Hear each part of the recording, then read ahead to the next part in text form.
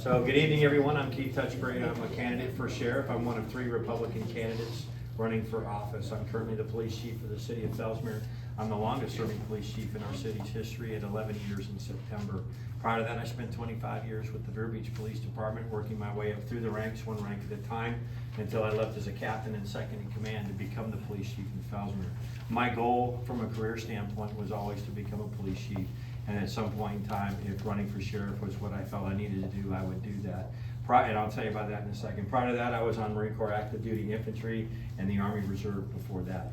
Never saw combat, but we sure as heck trained to go. And I'm here to tell you the closest I ever, not sliding the homeless, but the closest I ever came to being homeless was the Marine Corps infantry. When you live out in the elements 30, 40, 60 days at a time, that's real stuff.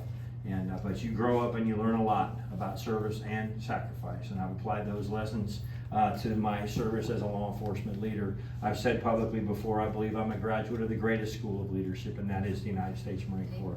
It is based on servant leadership. It is based on setting high but achievable goals, setting the example, and you know, your Marines can't take the hill unless they're properly led and fed. And when you apply that to law enforcement, when I say fed, I'm talking about a steady dose of morals, values, and ethics. If they don't see the example that they're to follow, then they're not going to have a good example to follow. And sadly, we've seen that in our sheriff's office. And I'm going to remain positive, but it's going to lead into why I'm running to be your sheriff.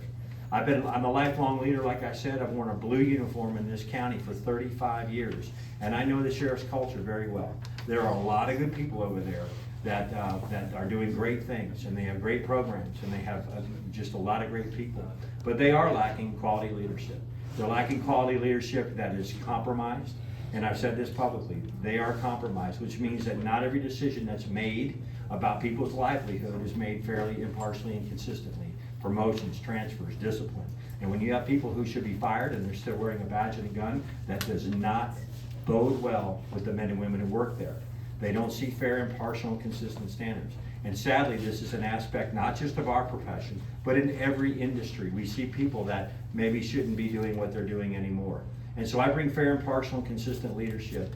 People, the cardinal sin when you're leading people, the cardinal sin that a leader can commit is if you take away someone's hope. Bottom line, you have to lead from a hope-based culture, not a fear-based culture.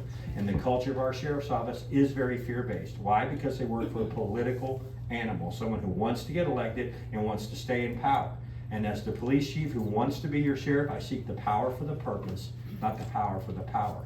I am not driven by self-interest, motivated by community or special interest. I am motivated by community interest. I'm here to serve everyone. It doesn't matter who you are. You're going to get the same treatment from Sheriff Touchberry, the lowest person in the society to the highest person. I'm here to protect and serve everyone, to protect and serve our constitutional rights, to make sure that we're safe.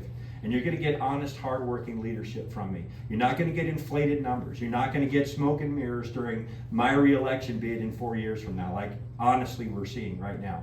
You know, we've seen inflated numbers, and we're going to continue to see inflated numbers.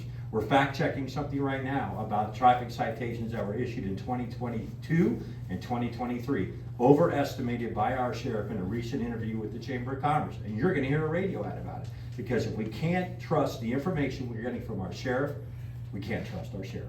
And I'm being very vocal about that. I'm very serious about it. This is serious business. And if we're going to trust in our law enforcement leaders, we have to know the facts and we have to know the truth. And who does that come from, or where does that come from? That comes from a guy who's taught ethics all over the state of Florida to law enforcement officers from the rank of private all the way up to deputy chief and chief of police. We have issues in our profession that we need to work on. And we deal with that only because we understand that if we don't prepare our officers for those ethical dilemmas and challenges that they'll face in their career, they can be compromised. And I've experienced some of those things as a young dog handler out of 995 when someone wants me to alert to a car to say there's drugs in there, and there's no drugs in there. I'm not going to do it. That's not who I am. That's not who I was then, and that's not who I am now. And as your sheriff, I cannot be compromised. I will be here for you. That's probably one reason why I'm having to raise the most money, or I'm probably not the most popular candidate running in some circles, because I'm the guy who's not going to be compromised. And I mean that today, and I mean that at re-election time, and by the time I'm done serving this community, you will be able to say that about Keith Touchberry. So you can go ahead and show me the red card now, because I think I'm about done. Thank you.